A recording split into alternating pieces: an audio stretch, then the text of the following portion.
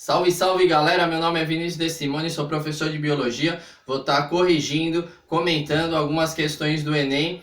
Essa primeira série de vídeos vai ser a respeito das questões do Enem de Biologia de 2019. Você que quer estudar, ter um bom desempenho no Enem, vai lá, compartilha, curte e vamos embora para a questão. Questão 92, Caderno Amarelo, Enem 2019.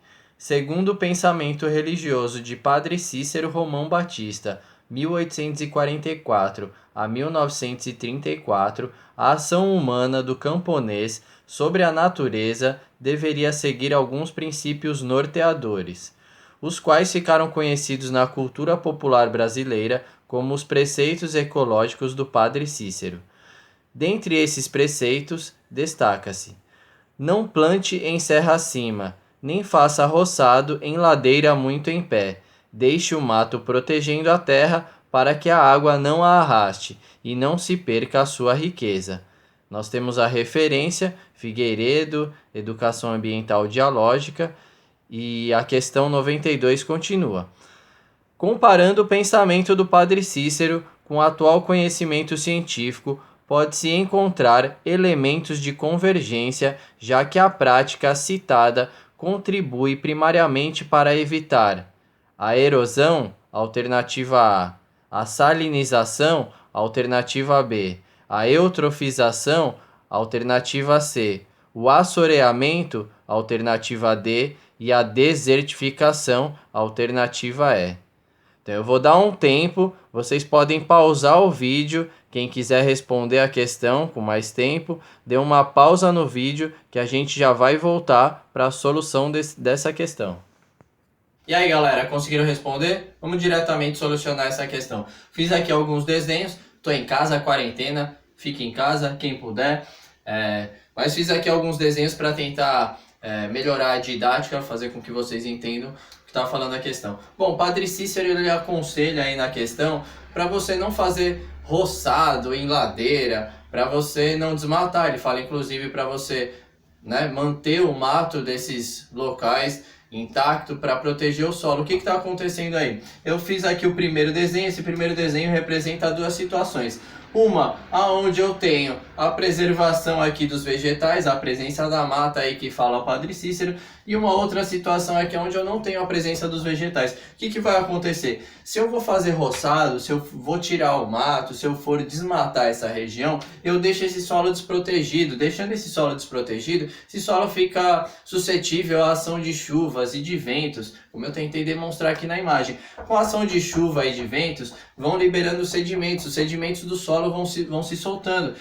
Isso aqui é o próprio desgaste do solo. Esse desgaste do solo vai gerar o quê? Qual a alternativa aí que você encaixa aí dentro dessa história? Claro que é a erosão.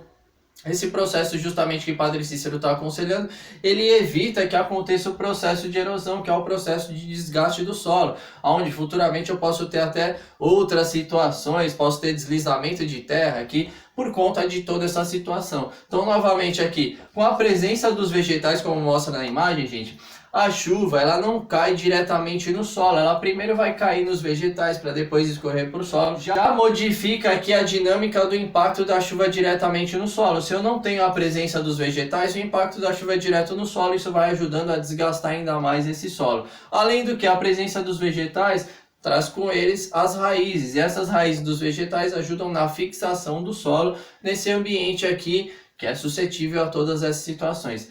Então aqui, como demonstrei, na verdade a resposta correta era letra A, erosão. Mas espera aí, não desliga o vídeo não. Por que não seriam as outras alternativas também? Vamos discutir um pouquinho das outras alternativas. Salinização, que seria a alternativa B. Salinização nada mais é que o aumento da concentração dos níveis de sais em determinado ambiente, como é o caso do nosso oceano. Então, no processo de salinização, geralmente eu tenho um fenômeno de evaporação muito grande da água, onde os sais vão ficando concentrados ali ao longo do tempo, e esse seria o processo de salinização. Na letra C, nós temos eutrofização. O que seria eutrofização? Eu fiz um segundo desenho aqui. Esse segundo desenho ele traz duas situações novamente. Situação A e situação B. Na situação A, o que eu tenho? Tem aqui um despejo de esgoto, que eu tentei representar para vocês aqui na imagem. Eu tenho, primeiramente, um despejo de esgoto que eu não tenho na situação B. Na situação B, eu tenho aqui uma representação de uma mata ciliar bem preservada, onde eu não tenho na situação A. E principalmente aqui com relação à eutrofização, eu tenho despejo de esgoto. O que traz esse esgoto? Esse esgoto traz nutrientes. Sim, traz nutrientes. Ah, professor, o cocôzão traz nutrientes? Traz nutrientes sim, claro que não para nós, mas para outros organismos. Que nutrientes principalmente? Principalmente nitrogênio e fósforo. Então, com o acúmulo desses nutrientes nesse ambiente, por conta do despejo de esgoto, vai favorecer o crescimento de determinados organismos, que podem ser microscópicos ou macroscópicos, e esses organismos eles vão se acumular na superfície desse ambiente. Se acumulando na superfície desse ambiente, o que vai acontecer? Impede que passe a luminosidade solar. Impedindo que passe a luminosidade solar, plantas aquáticas que viveriam no fundo e outras algas que viveriam mergulhadas nesse ambiente não vão estar fazendo fotossíntese. Se elas não fazem fotossíntese, eu não tenho a presença de oxigênio nessa água. Por isso que eu fiz a setinha aqui para baixo. Oxigênio, baixíssima concentração. Se eu tenho baixa concentração de oxigênio, claro que eu não vou ter peixes, claro que eu não vou ter outros organismos maiores que vão depender desse oxigênio. Esse aqui é o processo de eutrofização. Eutrofização, lembre, um acúmulo muito grande de nutrientes,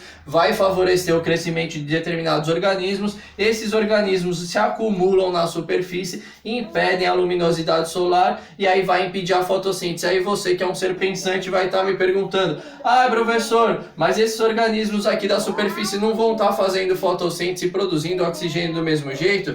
É claro que eles vão estar produzindo, fazendo fotossíntese e produzindo oxigênio. Só que esse oxigênio que é produzido por esses seres que ficam na superfície, na verdade ele vai para a atmosfera e não para a água. Então essa água aqui, ela vai continuar pobre em oxigênio. Aqui em Ilhéus e em Itabuna, para quem é da região, aqui tem o fenômeno das baronesas, que sempre aparece aqui no Rio Cachoeira. O que seria esse fenômeno das baronesas? Eu tenho despejo de esgoto, vai favorecer o crescimento dessas plantas aquáticas aqui chamadas baronesas. Elas vão se acumular na superfície dessa água e o que vai acontecer novamente, a luminosidade solar não passa, fazendo com que o nível de oxigênio, pelo processo de fotossíntese que não vai estar ocorrendo, ele caia nessa água e aí realmente você vai ter perda de outros animais maiores. Diferente de uma situação normal, onde eu não tenho o acúmulo desses organismos aqui na superfície, a luminosidade solar passa tranquilamente, eu tenho produção de fotossíntese aqui por seja plantas aquáticas que vivem no fundo, sejam algas que vivem aqui mergulhadas nesse ambiente aquático, vão estar produzindo oxigênio, favorecendo que esse ambiente permaneça equilibrado. A alternativa D, eu fiz aqui mais um desenho dividindo as situações, situação A, situação B. Então aqui dá para perceber novamente a diferença entre as duas situações. Na situação B eu tenho uma situação preservada, onde novamente a mata ciliar é preservada. Mata ciliar, o que é a mata ciliar? Mata ciliar ela vem de cílios realmente, assim como os nossos cílios protegem os olhos, na verdade a mata ciliar ela vai estar protegendo o rio. Então aqui na situação B eu tenho a presença dessa mata ciliar que protege esse rio, diferente da situação A, onde eu não tenho a preservação dessa mata ciliar.